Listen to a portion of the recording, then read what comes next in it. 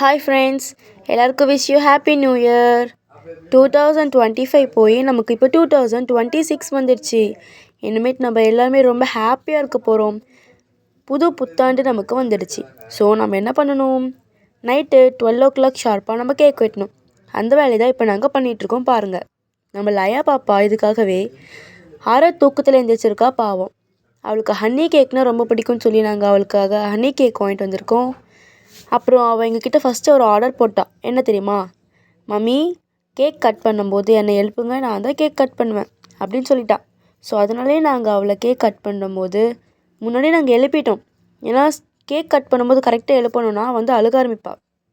அதனால் cake cut பண்ணுறதுக்கு ஒரு கொஞ்ச நேரத்துக்கு முன்னாடியே அவளை நாங்கள் எழுப்பிட்டோம்.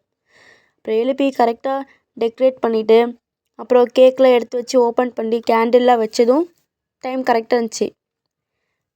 பாருங்கள், எல்லாருக்கும் ஹாப்பி நியூ இயர் சொல்கிறேன். ஃப்ரெண்ட்ஸ், சேம் டு யூ, உங்களுக்கும் ஹாப்பி நியூ இயர். ஓகே, இப்போ அவள் கேக் பாருங்களேன், அண்ணா கூட்டுவா.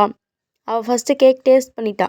நெக்ஸ்ட் யாருன்னா அவங்க அண்ணாக்கு கேக் கூட்டுவா. அதுக்கப்புறம் கேக் சாப்பிட்டதுக்கப்புறம் அண்ணா தங்கச்சி கூட்டுவாங்க. லயா பாப்பாவும் ஹாப்பியாக கேக் சாப்பிட்டாங்க. ஓகே ஃப்ரெண்ட்ஸ், மார்னிங் எல்லோரும் கோயிலுக்கு போயிட்டு வாங்க. Bye. New life, new beginning.